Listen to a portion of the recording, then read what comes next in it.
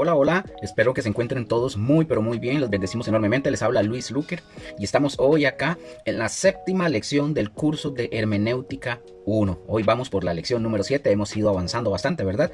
Y hoy vamos a dar inicio a este tema bastante interesante, como les dije, ya vamos a empezar a ver, a practicar y a poner, valga la redundancia, en práctica lo que hemos venido aprendiendo. Hoy lo tengo titulado, reitero, es todo un curso, pero es bonito ponerles un título a todos, ¿verdad?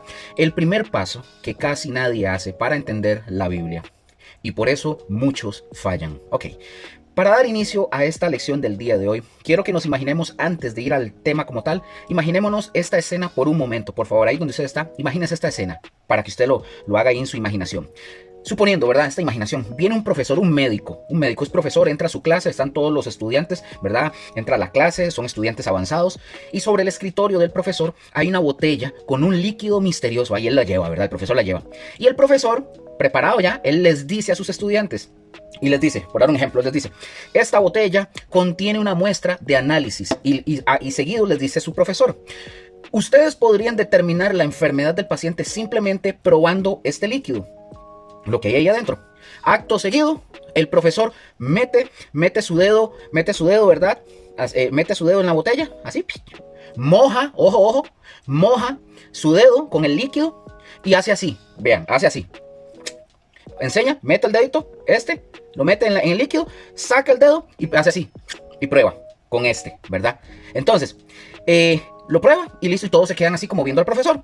Luego el profesor, ¿qué hace? El profesor comienza a pasar la botellita para que sus estudiantes vayan probando el líquido que hay por dentro, va pasándolo. Y uno por uno, cada estudiante va metiendo su dedo y van probando. Y van haciendo gestos así como de que, uy, como así, algunos, ¿verdad?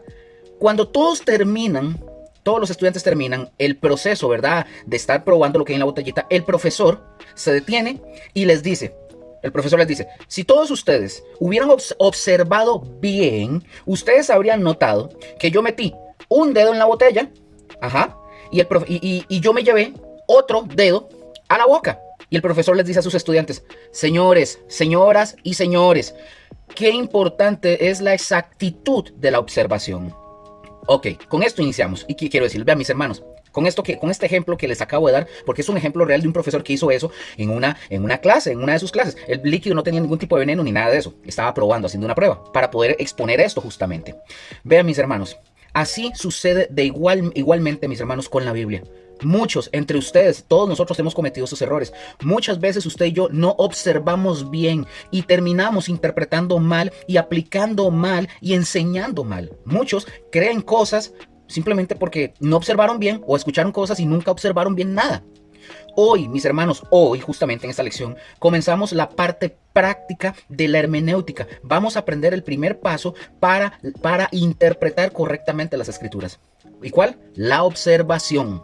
La observación. Y cuando usted termine esta lección, por lo menos esta lección, usted nunca volverá, y es más, lo digo así, más bien no debería de volver a leer la Biblia de la misma manera como lo ha venido haciendo. Por ejemplo, vean esta analogía. La hermenéutica, mis hermanos, sin observación, es como un detective que llega a la escena del crimen y empieza a acusar al primer sospechoso que se encuentra sin revisar huellas, sin revisar indicios, etc. Así hacemos muchos con la Biblia, mis hermanos. Interpretamos sin observar y por eso es que podemos llegar a fallar. Y muchas veces, años pasados, fallamos. Muchas veces. Amén. Vamos dando inicio. En la sección número 1 voy a ir recordando de la lección anterior, ¿verdad? Algunas cosas, recordando la utilidad de las escrituras, ¿verdad? Acordándonos de algunas cosas. Y antes de entrar, como dije, en materia, recordemos, porque todo esto es importante. Vamos a ver este primer punto, 2 de Timoteo, capítulo 3, versículo 16-17. Veamos lo que dice. Dice el texto de 2 de Timoteo 3, 16 al 17, dice, toda la escritura, no dice poca, no dice alguna, dice toda la escritura es inspirada por Dios y útil para enseñar, para redarguir, para corregir, para instruir en justicia, a fin de que el hombre de Dios sea perfecto, enteramente preparado para toda buena obra. Vamos a hacer el análisis de esta palabra inspirada. Viene de una palabra griega que ya la hemos visto, que es teopneustos.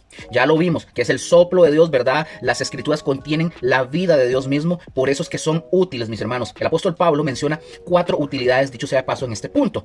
Primero, una palabra griega viene de una palabra en español y la griega. Enseñar, viene de la palabra griega didascalia o didascalia, que significa instruir en doctrina, lo provechoso para los creyentes. Luego la otra palabra, redarguir, que viene del griego elegmos, que significa reprochar, reprender, para traer convicción de lo verdadero. Y encontramos la otra, que es corregir, que viene de la palabra griega epanortosis, que significa enderezar la conducta y el carácter, o reformar significa. Y la otra palabra que es, o la frase, instruir en justicia, que viene de la palabra griega paideia, que significa formar el carácter para caminar en lo recto y en lo honesto. Ok, vean mis hermanos, hoy hay muchas personas que llegan y dicen frases como estas, para que ustedes tengan un ejemplo.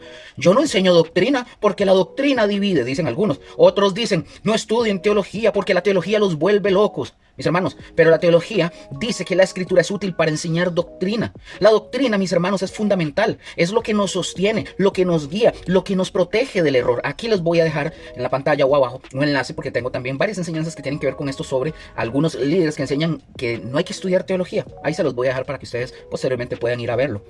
Segundo punto, el propósito final, la madurez, mis hermanos. Dice el apóstol Pablo a 2 Timoteo, a fin de que el hombre de Dios, dice, sea perfecto, enteramente preparado para toda buena obra. Quiero que analicemos esta palabra perfecto para que no malinterpreten y no crean que es lo que se está diciendo.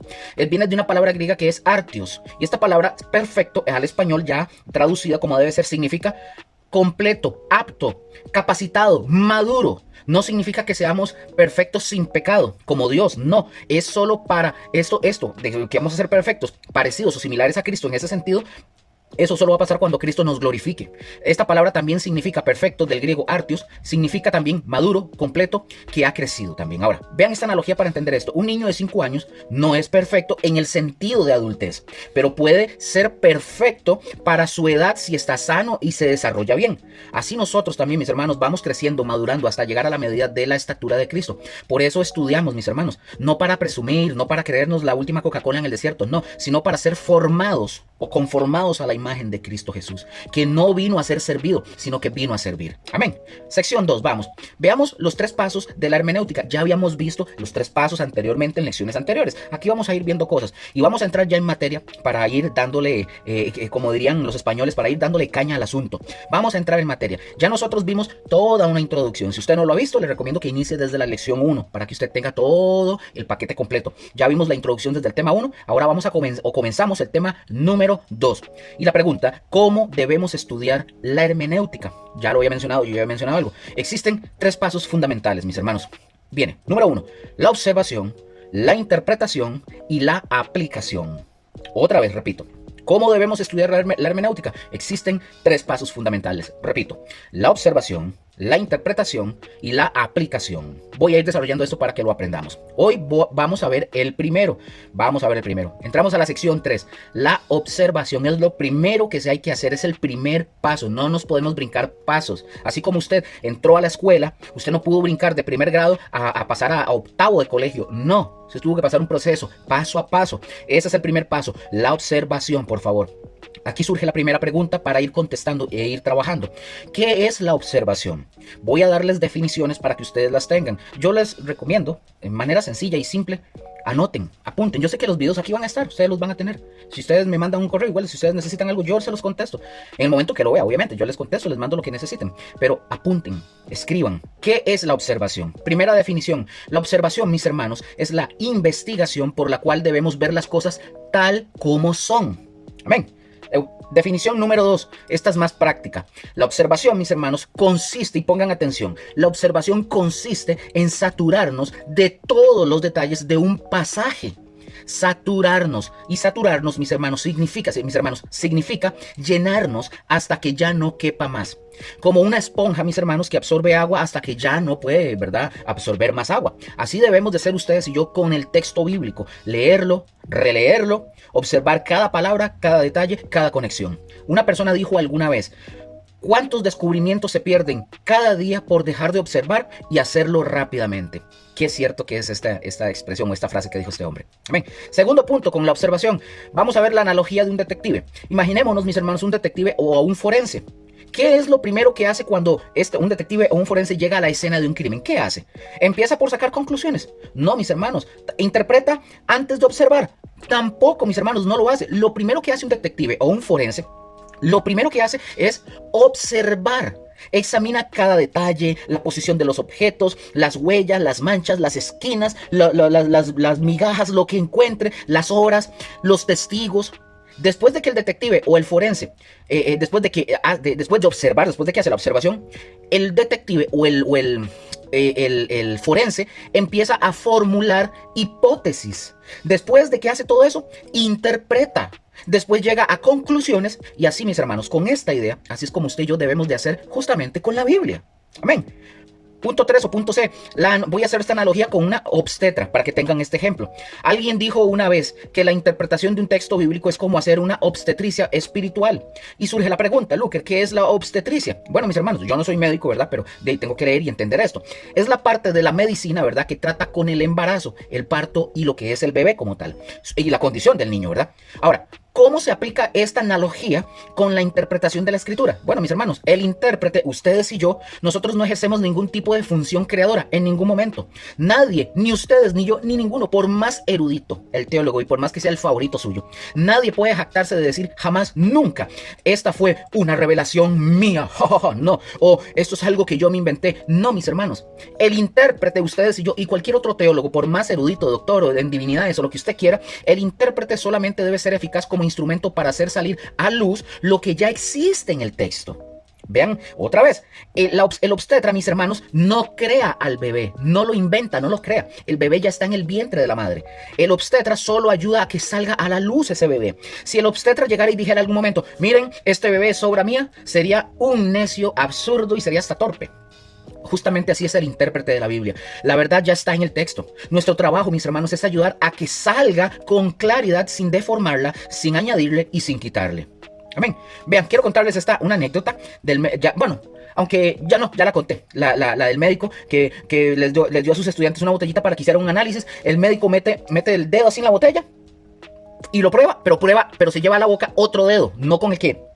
Y al final les dice a sus estudiantes que prueben la botellita o que prueben a ver si ellos pueden identificar y dar un diagnóstico. Todos lo hicieron y probaron el líquido, todos. Y después el médico les dice, porque ustedes no observaron, ustedes les dice, si ustedes hubieran observado bien, ustedes habrían notado que yo metí un dedo a la botella, pero yo me llevé otro a la boca. Y ahí es donde el médico les dice qué importante es la exactitud de la observación. Y repito, a veces nosotros hacemos lo mismo con la Biblia. ¿Cómo fallamos en eso? No, ¿verdad? No observamos bien y terminamos enseñando cosas que no están en la Biblia, aplicando costumbres como mandamientos, celebrando y haciendo cosas como mandamientos, perdiéndonos riquezas que estaban ahí. Amén. Punto 4 o sección 4 para avanzar. Aquí estamos en la observación. Yo les dije que está, ¿verdad? La observación es, la hermenéutica está dividida en 3 pasos, ¿verdad? La observación, la interpretación y la aplicación. Estamos en la observación, en el primero. Ahora, la observación, mis hermanos, pongan atención. La observación se divide en 2 partes. Recuerden esto. La observación, en el punto en el que estamos, esta se divide en 2 partes. Recuerden eso. La observación tiene 2 niveles, como usted lo quiera ver, 2 partes o 2 niveles. Primero encontramos, dentro de lo que es la observación, nosotros vamos a encontrar la observación general y vamos a encontrar la observación específica. Hágase en su imagen aquí como un mapa conceptual. La observación, bajamos y dice observación, la observación se divide en observación general, volvemos, y observación específica. Por favor, quiero que entiendan algo porque ya vimos algo. Esto no puede ser confundido con revelación general o revelación específica, ¿verdad? Que lo vimos en lecciones anteriores. Aquí estamos en la observación. Amén. Ok, vamos a la primera. Recuerden, reitero para ver la primera. Reitero, estamos en el punto de la observación. La observación se divide en 2 partes. La observación general y la observación específica. Vamos a ver la primera, la observación general. Amén. Ok, para que lo tengan ahí claro. Vamos a ver qué es el contexto. Antes de hablar de contexto general y de contexto específico, ¿verdad? Usted y yo tenemos que entender qué significa la palabra contexto, ¿verdad? Estamos hablando de la observación y viendo la primera, la observación general y luego la observación, ¿verdad? Específica. Pero vamos a hablar del contexto. Y reitero esto, antes de hablar de contexto general y específico, vamos a hablar y entender qué significa la palabra contexto. ¿Por qué lo digo? Vean, tal vez algunos me dirán, pero Luker, es que usted, ¿para qué dice? Vean, no que ustedes no lo crean, este tipo de estudios es abierto para cualquier persona, de cualquier tipo de nivel académico. Es simple, es sencillo. Entonces hay personas que no comprenden, que no entienden qué es contexto, no saben qué es. Bueno, pero aquí yo se los voy a decir para que lo entiendan. Voy a darles una definición sencilla. El contexto, mis hermanos, es todo aquello que rodea a un texto y que nos ayuda a ustedes y a mí a entenderlo correctamente. Es decir, no podemos interpretar una frase sola de un texto así sola, sin observar lo que está antes y lo que está después de todo ese texto. La situación en que fue escrita y a quién fue dirigida o dirigido ese texto, la carta o el libro o lo que sea. Por ejemplo, imagínese que usted tiene una pieza de un rompecabezas. Si usted la observa así solita, usted no sabe qué es esa pieza. Usted no sabe a dónde va, de dónde se colocará. Usted podría pensar que es una hoja, una nube, una mancha, un carro, un edificio. No se sabe porque no está la imagen completa. Pero cuando usted toma esa pieza, y la coloca en el contexto de las demás piezas, las que están alrededor, ya usted va a poder empezar a ver la imagen completa sin que nadie le diga, mira, eso es tal cosa. No, usted lo va a poder ver. Así funciona exactamente la Biblia. Un versículo aislado o una frase o una palabrita aislada puede ser malinterpretada, pero cuando usted y yo vemos en su contexto el capítulo, ¿verdad? El capítulo, el libro, la cultura, la historia, la gramática, etcétera, usted y yo llegamos a entender lo que realmente dice eso que estamos leyendo. Ahora, ¿por qué es tan importante el contexto, Luker? Bueno, porque la Biblia, mis hermanos, recordemos, no fue escrita, ¿verdad?, como una colección de frases sueltas, una por aquí, otra por allá, como decir, todo lo puedo en Cristo que me fortalece, y omitiendo lo que viene diciendo antes el texto y lo que viene diciendo después, todo lo puedo en Cristo. Entonces, si usted todo lo puede en Cristo, tírese de un avión sin paracaídas para que vea qué pasa. Repito, porque la Biblia no fue escrita como una colección de frases sueltas para sacar, ¿verdad?, del lugar y no. Fue escrita como libros completos, con historias completas, con argumentos completos. Cada palabra, cada versículo, cada capítulo tiene una relación con lo que está antes y con lo que está después de eso que estamos leyendo. Ignorar esto o ignorar el contexto es como leer la última página de una novela sin haber leído las primeras páginas y empezar desde el inicio. No se va a entender absolutamente nada. O es igual como cuando usted prende el televisor y está viendo una película que usted nunca ha visto y está viéndola casi que al final, casi cuando la película ya está llegando al final y usted dice, mira qué buena esa película, pero usted no entiende nada, no sabe de qué se trata, no sabe quiénes son los héroes, quiénes son los villanos, no se sabe porque usted no la vio desde el inicio. Es algo similar, no lo va a entender. Entonces, pongan atención, otra vez, dos niveles de contexto que usted y yo debemos observar. El que estamos viendo y vamos a desarrollar, el contexto general. ¿A qué me refiero con el contexto general? El libro completo. El libro completo. Si usted está leyendo Mateo, a eso me refiero, todo el libro de Mateo, el libro completo. Y está el contexto específico. ¿Qué es el contexto específico, Luker? Es del pasaje inmediato. Ok, vamos a ir desarrollando esto para que ustedes lo comprendan. Ahora sí, vamos a ver cada uno para que lo entiendan. Vean, mis hermanos, reitero, eso tengo que ser claro, tengo que repetirlo para que quede claro y que usted lo comprenda. La observación general, recuerde, estamos viendo el tema, la observación, que se divide en observación general y en observación específica. Ahí vamos. La observación general consiste en observar bien los contextos. Y aquí también hay dos niveles. Pongan atención para que no se pierdan. Aquí en el contexto general, vean que se los puse así. Estamos en la observación y se divide en dos. Observación general y observación específica. Así se los voy a poner para que se acuerden. En el contexto general, consiste en conocer muy bien 5 datos. En el contexto general consiste en conocer muy bien 5 datos del libro que usted y yo estamos estudiando. Por ejemplo, ¿cuáles son estos 5 datos que usted y yo tenemos que considerar y conocer? Número 1, ¿quién es el autor? O sea, nombre del escritor de ese libro, el escritor humano, ¿quién lo escribió? Número 2, ¿en qué fecha se escribió o qué fecha aproximada se escribió ese libro, esa carta, etcétera? Es aproximadamente cuándo. Número 3, ¿quiénes eran los destinatarios? O sea, ¿a quién fue dirigido ese libro o esa carta? ¿A qué personaje o a qué personajes fue dirigida esa carta? Número 4, eso ya lo vamos a ir viendo para que lo comprendan. Número 4, estamos en el contexto general, ¿verdad? Número 4. ¿Cuál es el propósito del tema? O mejor dicho, ¿cuál es el tema y cuál es su propósito? Es decir, ¿cuál es la idea central del libro o de la carta como tal? Y número 5 que tenemos que tener en el contexto general para saber. Género, ¿cuál es el género literario de la carta o del libro? Esto es crucial identificarlo, este quinto punto, porque hay que saber si el libro es, por ejemplo, si es una epístola, si es una narrativa histórica, si es un libro de poesía, de profecía, etc. Eso hay que saber qué es también. Ahora, pongan atención. Hay otros puntos que yo no voy a desarrollar aquí en este estudio, estudio, ¿verdad? Pero se los voy a mencionar porque ustedes lo pueden hacer por aparte.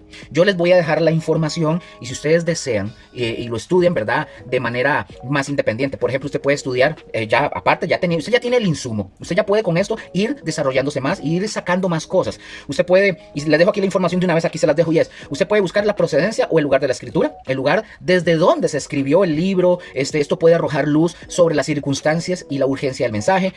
Otro punto, la ocasión o circunstancias históricas específicas. Este elemento también que usted puede estudiarlo por aparte, ¿verdad? Se refiere a los eventos concretos o a la situación en particular que motivó la escritura del libro y se distingue del contexto histórico general, que es el marco más amplio. Ahora, otro, el tono y el estilo del autor. O sea, usted puede observar el tono emocional, por ejemplo, si es ternura pastoral o severa reprensión. Añade una capa a este tema. Añade una capa de comprensión sobre la intención del mensaje. Y otro que usted puede estudiar por aparte es claves de interpretación en el mismo libro. A veces el autor o el mismo autor revela su propia clave hermenéutica dentro del texto. Por ejemplo, el propósito explícito del Evangelio de Juan en Juan 20:31. Es decir, es identificar esto, a usted le puede ayudar a confirmar o ampliar el análisis del tema. Entonces, alguien dirá, ¿y Luker? No, suave, Luker. Y digo esto para todos aquellos que dicen, dígale a su pastor que estudie. Bueno, es que hay unos pastores que no estudian, estoy de acuerdo con eso. Pero, Luker, todo esto se ocupa para interpretar bien la Biblia. Esto que estamos haciendo y todavía más. Todo esto es fundamental, mis hermanos. Voy a darles un ejemplo. Ejemplo número 1, el Evangelio de Juan, para que entendamos los 5 pasos que acabamos de ver antes de darles todos esos adicionales. El Evangelio de Juan. Vamos a poner en práctica. Número 1, ¿quién es el autor del Evangelio de San Juan? ¿Quién es? Juan, el apóstol, hijo de Zebedeo. Él es el autor. Ok. ¿En qué fecha aproximada se escribió este evangelio? ¿En qué fecha aproximada? Alrededor del 90 al 95 después de Cristo, aproximadamente. ¿Quiénes eran los destinatarios o a quién está dirigida o dirigido este evangelio, este escrito? Está dirigido a todo el mundo, especialmente a los creyentes. El cuarto punto, ¿cuál es el tema o el propósito de este libro del Evangelio de San Juan? Dar a conocer a Jesús como Dios. Y el quinto es el género, ¿qué tipo de género literario es? El tipo o género literario de este evangelio es narrativa o histórica, así se llama. Más adelante vamos a conocer los diferentes tipos de narrativa, de escritura, eso vamos a verlo más adelante. Ahora, tipos de literatura, vamos a ver más adelante, ¿verdad? En otra lección. Ahora, Luker, ¿por qué es todo esto tan importante? Bueno, si ustedes y yo estamos leyendo Juan 3, en el capítulo 3, ahí vemos a Nicodemo y sabemos que el propósito del libro es mostrar que Jesús es Dios, entonces ustedes y yo vamos a entender por qué Jesús le dice a Nicodemo que él debe de nacer de nuevo, para que reconozca a Jesús como Dios. El que no nace de nuevo no puede ver el reino de Dios ni conocer al Rey, jamás. Amén. Segundo ejemplo, para que vayamos viendo. Segundo ejemplo, veamos Levítico. ¿Quién es el autor de este libro de Levítico? El autor de este libro, mis hermanos, es Moisés. Ahora, Luker, ¿en qué fecha aproximada se escribió Levítico, este libro? ¿En qué fecha aproximada? Aproximadamente 1500 antes de Cristo se escribió el Levítico. ¿Ok? Listo. Destinatarios. ¿Quiénes son los destinatarios o a quién está dirigido este libro? Está dirigido al pueblo de Israel. Amén. Ahora, ¿cuál es el tema o el propósito de este libro de Levítico? Bueno, el tema o el propósito del libro es la adoración y la santidad como tal. Ahora, ¿cuál es el género literario de este libro? Bueno, este género o el género literario de este libro es literatura legal o prescriptiva. Tiene un contenido histórico, sí, pero no es un libro de historia como tal. Amén. Continuemos. ¿Por qué? Ahora, ¿por qué es esto tan importante que estamos mencionando? Porque si usted y yo entendemos que Levítico trata de santidad, usted y yo entenderemos por qué hay tantas leyes sobre sacrificios, pureza y separación. Dios estaba enseñándole a su pueblo Israel que para acercarse a Dios se requiere santidad. Simple. Esto es algo que usted, que está leyendo la Biblia, la quiere estudiar, esto es algo que usted tiene que hacer siempre para poder estudiarla de esta manera y poder comprender todo esto. Ejemplo número 3. Vamos al libro de Jueces. Por ejemplo, ¿quién escribió el libro de Jueces? ¿Quién fue su autor? Bueno, es anónimo, no se sabe. La tradición dice que fue Samuel, pero la Biblia no lo especifica como tal. Fecha aproximada. Aproximadamente 1050 antes de Cristo fue escrito este libro. ¿Quiénes eran los destinatarios o a quién está dirigido? Está dirigido, o los destinatarios son el pueblo judío, o sea, las nuevas generaciones. ¿Cuál es el tema o el propósito del libro? Presentar la apostasía del pueblo de Israel y la irresponsabilidad de los padres al no instruir a los hijos. ¿Y cuál es el género literario del libro de Jueces? Es narrativa histórica. Ahora, ¿por qué esto es importante? Dios había prohibido, mis hermanos, hacer alianzas con los pueblos de Canaán y casarse con ellos incluso. Pero Israel desobedeció y además no instruyeron a sus hijos en los caminos de Dios, como lo dice Deuteronomio 6. Por eso, mis hermanos, surgieron generaciones que no conocían a Dios. La apostasía, mis hermanos, no nace de la nada, nace de la desobediencia y de la falta de instrucción de las nuevas generaciones. Amén. Otro ejemplo más para que poner en práctica esto, para que usted también lo pueda hacer en su casa con otros. Ejemplo, Romanos, la carta a Romanos. ¿Quién es el autor de esto? Esto es muy fácil. ¿Quién es el autor de esta carta? El apóstol Pablo. Eso se sabe. Ahora, ¿en qué fecha aproximadamente escribió el apóstol Pablo esta carta? Alrededor del 57 después de Cristo. ¿Quiénes eran los destinatarios de esta carta? Los creyentes en Roma. ¿Cuál es el tema o el propósito de esta carta? Presentar el verdadero evangelio y la justificación por la fe. Ese es el tema central o el propósito. ¿Cuál es el género literario de esta carta? Es epistolar. También se le conoce como ética moral. Epistolar o ética moral. ¿Por qué esto es importante, Luker? Si ustedes y yo entendemos que Romanos trata de la justificación por la fe, no nos vamos a confundir cuando Pablo hable de la ley, de las obras o de la salvación. Todo el libro de Romanos o la carta gira en torno a cómo el hombre es declarado justo delante de Dios. Amén. Ok, ahora vamos a ver, porque todo eso que acabamos de ver tiene que ver con la observación general. ¿Listos? Ahora veamos la observación específica, por favor. La observación específica. Ahora aquí viene algo sumamente crucial y fundamental. Y surge la pregunta, ¿qué es el contexto específico? Ya vimos el contexto general, así a grosso modo, ¿verdad? ¿Qué es que el autor, que la fecha, que los destinatarios, que el tema, que el género literario y todo eso? Ahora, ¿qué es el contexto específico? Aquí pongan mucha atención. El contexto específico, mis hermanos, consiste en que usted y yo nos fijemos muy bien en lo que se está tratando en el tema. Es decir, lo que hay antes del pasaje y después del pasaje que estamos estudiando.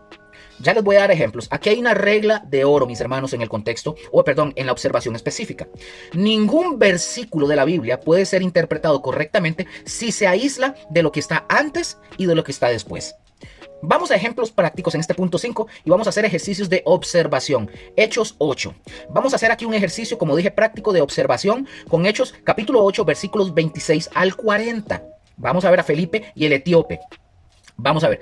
Instrucción para todos. Antes de leer la explicación, tome su Biblia, donde usted la tenga, usted tome su Biblia, haga usted el mismo ejercicio, el ejercicio de observar. Yo no voy a abrir esta Biblia porque yo ya tengo todo aquí, pero hágalo en su casa. Ok, estamos. Veamos primero, para entrar en materia. Primero, observación general. ¿Se acuerdan? Nuevamente, observación general es ¿quién escribió el libro de Hechos? Eso usted apúntelo, hágalo como ejercicio, tómelo porque es el que vamos a ver realmente. Vamos a ver Hechos 8. Entonces usted va a tomar en su cuaderno un lapicero o lápiz y usted va a poner ¿quién escribió Hechos? Doy la respuesta de una vez, usted hágalo con otros, pero voy dando respuestas. Lucas escribió Hechos, el mismo autor del Evangelio de Lucas. ¿De acuerdo? Ok. Fecha aproximada de que Lucas escribió Hechos, alrededor del 60 a 62 después de Cristo. Puede ser más, puede ser menos. Es un aproximado.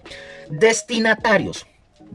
¿A quién está dirigido este libro de los Hechos? Está dirigido a Teófilo y a todos los creyentes. Usted lo ve al inicio, ahí lo dice. ¿Cuál es el tema del libro de los Hechos? Aquí se los respondo. La expansión del evangelio desde Jerusalén hasta Roma. ¿Qué tipo de literatura es el libro de los Hechos? Es narrativa histórica, también llamada literatura histórico-teológica, también se le llama así. Amén. Eso es observación general. Ya lo apuntaron, ya lo tienen, ahora sí, ya usted tiene la información, ahora sí. Paso número 2, observación específica, ver el antes. Ahora, pregunta, ¿verdad? Desde el capítulo 8, versículo 1. ¿Qué pasaba en Samaria? Léanlo en su casa para que lo entiendan. ¿Qué pasaba en Samaria antes de este episodio? Del capítulo 1, del capítulo 8, del versículo 1 al 25, ¿verdad? ¿Qué pasaba, verdad? ¿Qué pasaba en Samaria antes de todo este episodio? Bueno, Hechos 8, del 1 al 25, Felipe predicaba y había señales, y estaba Simón el mago y todo eso. Y en el versículo 26, ¿qué ángel apareció? Ojo. Ahora, paso número 3, observación del texto como tal. Vemos en el versículo 27, ¿quién es el etíope? O el etíope, como usted lo quiera, etíope o etíope. En el versículo 27 es eunuco, un tesorero, ¿verdad? De Candace, la reina de Etiopía. Ahora, ¿qué hacía este hombre? En el versículo 28, él iba en su carro, ojo, este hombre, el etíope, iba en su carro leyendo al profeta Isaías. ¿Qué pasaje leía el etíope? En el versículo 32 al 33 dice que leía Isaías 53, versículos 7 y 8. ¿Qué pregunta hace? Bueno, en el versículo 34 dice, ¿de quién dice el profeta esto? Ahora, ¿qué hace Felipe? Versículo 35. Abriendo su boca, Felipe, y comenzando desde la escritura, le anunció el evangelio de Jesús. Ahora, ¿qué sucede después? Versículo 36 al 38. El etíope cree en Jesús y es bautizado. Pongan atención, eso es lo que sucede antes, lo que estábamos viendo. Ese es el contexto específico antes. Ahora, veamos la observación específica después, lo que sucede después del texto que estamos estudiando, porque yo les dije que íbamos a ver específicamente del 26 al 40. Ok, entonces estamos ahora sí, vamos a ver qué sucede después. Dice, la observación específica después. ¿Qué pasó con Felipe después? Versículo 39 al 40 dice que fue arrebatado por el Espíritu y apareció en Azoto, luego predicó hasta Cesarea. Felipe. Entonces, pregunto, ¿qué aprendemos de esta observación? El etíope era un prosélito o era temeroso de Dios. Venía de adorar ahí en Jerusalén. Este hombre leía las escrituras, pero él no las entendía. Él necesitaba quien le explicara las escrituras.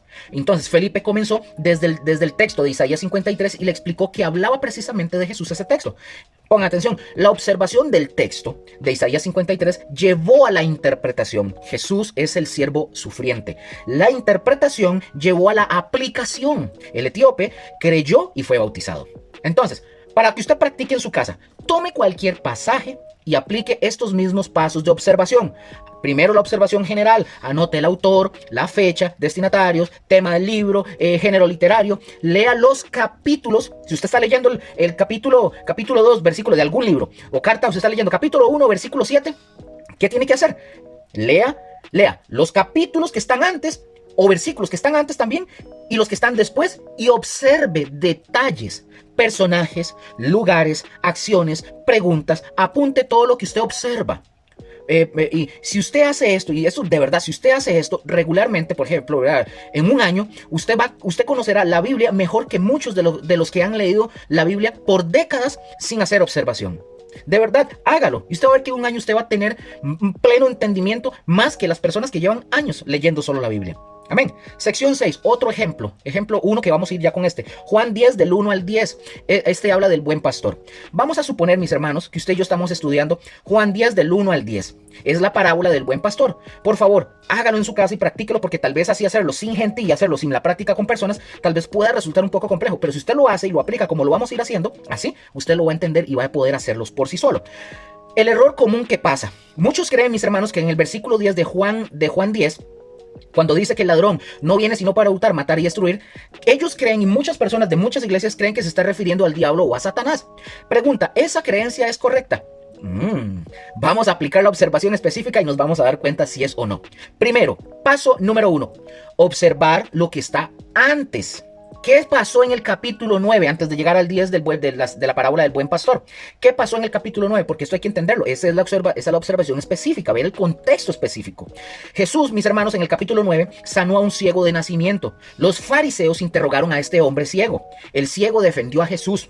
Los fariseos expulsan a este hombre de la sinagoga, enojados, ¿verdad? Jesús, posteriormente, se encuentra a este hombre que estaba ciego antes y Jesús se le revela como el Hijo de Dios. Entonces, en el capítulo 9 de Juan, el capítulo termina con el ciego siendo expulsado por los líderes religiosos de la sinagoga. ¿De acuerdo? Ahora, paso número 2. Vemos que ya ahí termina. Paso número 2. Ahora sí, observar el pasaje de Juan 10, del versículo 1 al versículo 10. Observarlo. Ahora, Jesús comienza el capítulo 10 hablando de pastores, de ladrones, de salteadores, el que entra por la puerta, el que no entra por la puerta, etcétera, etcétera. Ahora, paso número 3. Observar lo que está después del versículo 10. Del versículo 11 en adelante, mis hermanos, Jesús sigue hablando del buen pastor. Y Jesús dice, yo soy el buen pastor su vida da por las ovejas. Ahora, pongan atención. En conclusión con la observación, ojo, ¿de quién? Si usted leyó el texto, por favor, si usted lo leyó así, usted hizo el ejercicio de leerlo ahorita, porque yo lo tengo que hacer resumido porque no puedo leerlo todo. ¿De quién está hablando Jesús cuando él dice el ladrón? Que dice que el ladrón no entra por la puerta y todo eso. Mis hermanos, si usted lo observa bien de todo lo que él viene hablando, desde el capítulo 9, con el tema del ciego, los fariseos que lo expulsan, luego la parábola y todo eso, ¿de quién habla Jesús cuando dice el ladrón? Mis hermanos, no es el diablo. En ninguna parte del texto aparece el personaje del diablo. Cuando Jesús dice del ladrón, que verdad, el salteador y todo eso, no es el diablo. Él está hablando de los falsos líderes religiosos. ¿De quién? De los fariseos. De los fariseos que no entraron por la puerta, no cuidaron a las ovejas, expulsaron al ciego, una oveja herida, y vinieron a hurtar, a matar y a destruir. Ven, mis hermanos, cómo la observación específica nos da luz. Si usted y yo no hubiéramos leído el capítulo 9, usted y yo habríamos interpretado mal el capítulo 10, porque tiene toda una hilación, es continuo. El capítulo 10 no está separado de lo que está sucediendo en el capítulo 9. Amén. Vamos a otro ejemplo número 2 en esta sección 7. Veamos el caso de Hebreos capítulo 2 versículo 3. La salvación se pierde. Vamos a ver esto. Hebreos 2:3 dice: ¿cómo escaparemos nosotros si descuidamos una salvación tan grande, la cual, habiendo sido anunciada primeramente por el Señor, nos fue confirmada por los que oyeron? Aquí alguna persona random, alguna persona X podría usar este versículo para decir que la salvación sí se puede perder. Si descuidamos, dices, ¿qué dice el texto? Si descuidamos, agarro solo esa frase. Apliquemos, por favor, mis hermanos, apliquemos la observación específica, por favor, ¿sí? Paso número 1 para entender esto. Observar lo que está antes. ¿Qué está antes? Pregunto, ¿qué está antes del capítulo 2, versículo 3? El capítulo 1 completo. Es todo el capítulo 1 completo. Ojo con esto. Dios habló por los profetas, el Antiguo Testamento, pero en estos últimos días ha hablado por el Hijo. Viene diciendo el texto. El Hijo, mis hermanos, es superior a los ángeles. Los ángeles son ministros, pero el Hijo es el creador. Capítulo 2, versículos del 1 al 2. Acá. Por eso usted y yo debemos, mis hermanos, pongan atención. Por eso usted y yo debemos de prestar mucha atención. Si la palabra dada por los ángeles fuera firme, o sea, fuera la ley, ¿cómo escaparemos si descuidamos la salvación anunciada por el Señor? Paso número 2. Observar el pasaje. Ahora, ojo con esto. El autor, mis hermanos, está haciendo una comparación. Si desobedecer la ley dada por los ángeles traía castigo, ¿cuánto más desobedecer la salvación dada por el Señor mismo? Paso número 3. Observar lo que está después de ese. Es decir, Hebreos capítulo 2, versículo 4. Vean lo que dice. Porque leímos, el texto era Hebreos 2, 3, pero había que ver el capítulo 1 completo. Y hay que ver ahora qué sigue después. Versículo 4. Testificando Dios juntamente con ellos, con señales y prodigios y diversos milagros y repartimientos del Espíritu Santo según su voluntad. Ahora, Hebreos capítulo 2, del versículo 5 al 18, sigue hablando de la superioridad de Cristo, de su obra redentora. En conclusión con este punto, el texto no está diciendo que un creyente puede perder su salvación. Está diciendo, si usted ha recibido una salvación tan grande anunciada por el Señor mismo y confirmada con señales, no la descuide. No sea negligente, no le resta importancia. Es una advertencia a valorar lo que usted y yo tenemos, no a tener miedo de perderlo. ¿Me doy a entender? Ahora, sección 8, para ir bajando con esto. Vean la importancia de la observación. Hagamos un resumen de lo que hemos visto. Y reitero, ya iniciamos con la práctica, pero posteriormente vamos a ver unos ejemplos para que vean cómo se aplica. Ojo, la importancia de la observación. Hagamos un resumen de eso. La observación general, mis hermanos. ¿Cuál es la observación general? El contexto general. Observamos el autor, la fecha o las fechas, destinatarios, el tema del libro o el propósito y el tipo de literatura. Por ejemplo, Juan, ¿cuál fue el propósito? Mostrar a Jesús como Dios, que Jesús es Dios, ¿verdad? Y la observación específica, mis hermanos, es el contexto específico, ¿verdad? Observamos lo que está antes y después del pasaje que estamos estudiando o leyendo. Por ejemplo, como dijimos, Juan 10, hay que leer primero Juan capítulo 9 para poder entender a raíz de qué se da esta parábola. Un ejemplo aquí, o mejor dicho, un consejo práctico. Cuando usted lea la Biblia, mis hermanos, en su casa, ya usted ya no la va a poder leer, usted ya no va a poder leer un versículo suelto y sacar conclusiones. Eso no se debe de hacer. Ahora usted debe de preguntar, ¿en qué libro estoy? ¿Quién lo escribió? ¿A quién estaba dirigido? ¿Cuál es el tema general? ¿Qué pasó antes de este versículo? ¿Y qué pasa después? Eso es observación. Y sin observación no hay una muy buena, y no hay, ni va a haber una buena interpretación. Amén. Entonces, mis hermanos, para cerrar el tema de hoy, para posteriormente seguir con esto, ya ahora sí con las prácticas. En conclusión del tema, hoy, mis hermanos, hoy ya dimos el primer y fundamental paso en el viaje de la interpretación bíblica. Aprender a observar. Hemos comprendido que no somos creadores de significado, sino detectives espirituales. Nuestra labor, mis hermanos, es ser instrumentos fieles para el significado del texto, ¿verdad? O para que el significado del texto salga a la luz como el obstetra, ¿verdad? Con un bebé. Una buena observación, la general más la específica, es la base sobre la cual usted y yo vamos a construir una interpretación sólida. Recordemos siempre esto, mis hermanos. ¿Cuántos descubrimientos se pierden cada día por dejar de observar y de hacerlo rápidamente? La próxima vez, mis hermanos, que usted abra su Biblia, pregunten. ¿Qué detalles estoy pasando por alto? La riqueza de la escritura, mis hermanos, aguarda a quienes se toman el tiempo de observar con atención. Entonces, mis hermanos, ya hemos hablado, como dije, hoy de detectives, de observación, de detalles, etc. Hemos aprendido que un buen intérprete debe observar con cuidado para no equivocarse. Pero permítame hacerle una pregunta a usted que va más allá de la hermenéutica. ¿Sabe usted que hay alguien que lo ha estado observando a usted toda su vida? No como un detective que busca condenarlo, no, sino como un padre que busca salvarlo. Dice la escritura: los ojos de Jehová están en todo lugar, o mirando a los malos y a los buenos. Proverbios 15:3. Dios lo ha visto a usted, todo. Sus caídas, sus lágrimas, sus fracasos, sus momentos de soledad, pero también ha visto su corazón. Y a pesar de todo esto, Él lo ama. El problema no es que Dios a usted lo esté observando para condenarlo. El problema es que usted quizás no ha observado lo que Dios hizo por usted. Dios envió a su Hijo, ¿verdad? Jesús vino, murió en la cruz, resucitó al tercer día. Todo eso ya está en el texto. La pregunta es, ¿lo ha observado usted? ¿Lo ha visto usted realmente? El ladrón, mis hermanos, en la cruz observó a Jesús y le dijo: acuérdate de mí cuando vengas en tu reino. Lucas 23:42. Y Jesús le dijo: hoy estarás conmigo en el paraíso. Ese ladrón, mis hermanos, no tuvo tiempo de estudiar hermenéutica, no se bautizó, no llevó curso de teología, nada. Él no tuvo tiempo de observar los contextos, nada. Pero él observó a Jesús y creyó. Hoy Jesús está frente a usted, no en un texto lejano, sino en la palabra viva, ¿verdad?, que usted ha escuchado. La pregunta es, ¿va a seguir usted sin observar? ¿O va a ser o va a ver usted al Salvador y creer? Dice el texto: mirad a mí y sed salvos todos los términos de la tierra, porque yo soy Dios y no hay más. Isaías 45:22. Hoy, mis hermanos, y usted, amigo, hoy usted puede ser salvo. Y amiga, ¿verdad? Solo observe a Jesús. Amén. Mis hermanos, muchas gracias. Un gusto haber compartido con ustedes esta lección del día de hoy. No se despegue porque tenemos que continuar con otras lecciones más adelante para seguir aprendiendo más de la Biblia y a poder interpretarla correctamente y ser buenos puentes, ¿verdad?, que conectan, ¿verdad?, y que damos el mensaje como debe ser rectamente. En el nombre de Jesús. Nos vemos y les amamos un montón en la siguiente. Bye, bye.